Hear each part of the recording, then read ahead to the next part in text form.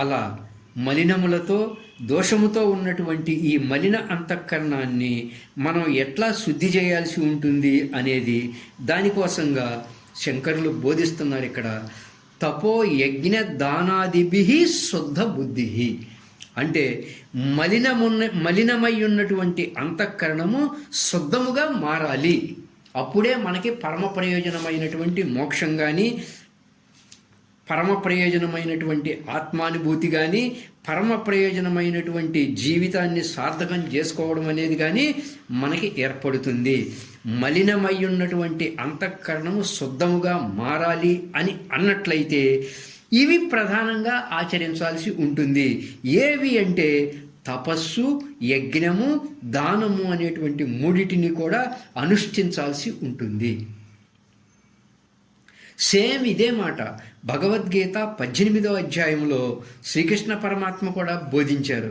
ఓ అర్జున, యజ్ఞ దాన తప కర్మ న త్యాజ్యం కార్యమేవ తత్ యజ్ఞ దాన తపః చ ఏవ పావనాని మనీషిణాం. అంటే యజ్ఞము, దానము, తపస్సు ఈ మూడు గీతాచార్యుల వారు భగవద్గీతలో చెప్పారు. ఇక్కడ ఆదిశంకరాచార్యుల వారు కూడా ఇక్కడ ఈ మూడే చెప్పారు. అంటే యజ్ఞము, దానము, తపస్సులను విడిచిపెట్టబోకుము. ఏం చేస్తాయ్యా అవి? నీ యొక్క అంతఃకరణాన్ని పావనం చేస్తాయి, పవిత్రం చేస్తాయి, నీ యొక్క అంతఃకరణాన్ని శుద్ధి చేస్తాయి. అంతఃకరణములో అనాదిగా చేరి ఉన్నటువంటి ఏ కర్మలైతే ఉన్నాయో, ఏ దోషాలైతే ఉన్నాయో అవన్నిటినీ కూడా కడిగి వేస్తాయి అంతే ఇక్కడ. కనుక నీ యొక్క అంతఃకరణాన్ని శుద్ధ బుద్ధిగా చేసుకోవాలి అంటే ఈ మూడిటిని కూడా జీవితంలో అనుష్ఠించాల్సి వస్తుంది అన్నారు. ఏమిటవి? తపో యజ్ఞ దానాదిభి శుద్ధ బుద్ధి. తపస్సు అంటే తప్యత ఇది తపః అంటే తపింపచేయునది గనక తపస్సు అంటారు. విద్య తపోభ్యాం పూతాత్మ. విద్య ద్వారా, తపస్సు ద్వారా మనసు పవిత్రమవుతుంది అన్నారు. విద్య ద్వారా, తపస్సు ద్వారా మనసు పవిత్రమవుతుంది అన్నారు. అంటే అంతఃకరణాన్ని పవిత్రపరుచుకోవాలి, శుద్ధం చేసుకోవాలి అంటే తపస్సును ఆచరించాలి.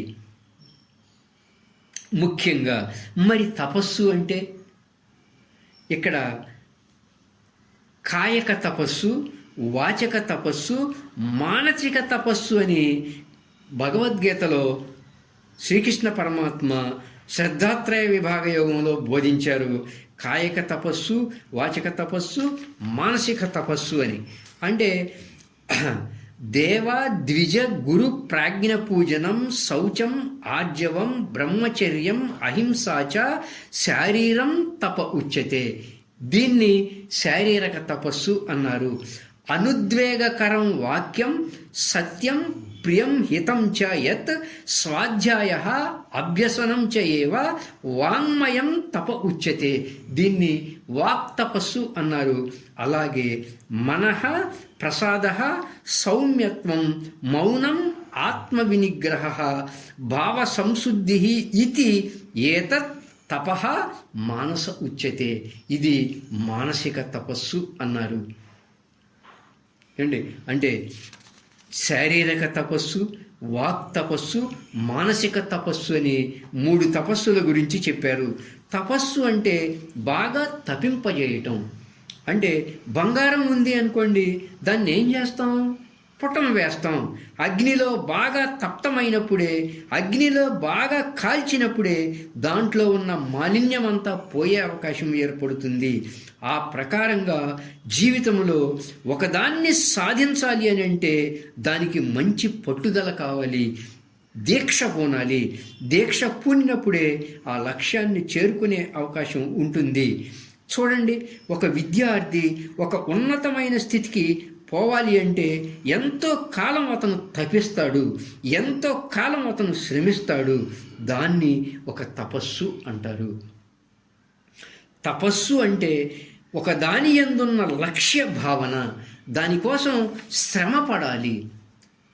ఈ తపస్సు కామ్యపరంగా ఉండే తపస్సు, జ్ఞానపరంగా ఉండే తపస్సు, కామ్యపరంగా ఉండే తపస్సు అని రెండు విధాలుగా ఉంటుంది తపస్సు. ఇక్కడ ఉపనిషత్తుల్లో చెప్పే భావము ఏమిటంటే జ్ఞానపరంగా ఉండే తపస్సు.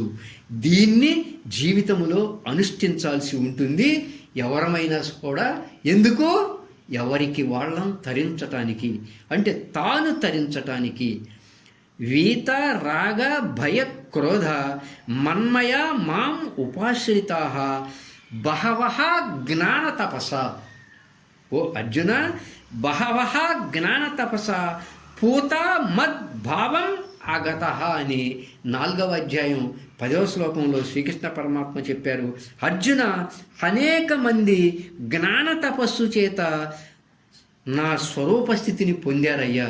అంటే ఎవరి స్వరూపస్థితిని వాళ్ళు పొందారు. ఇది జ్ఞాన సంబంధమై ఉన్న తపస్సు అని చెప్పారు శ్రీకృష్ణ పరమాత్మ. అందుచేత మనస్సు అనే దాన్ని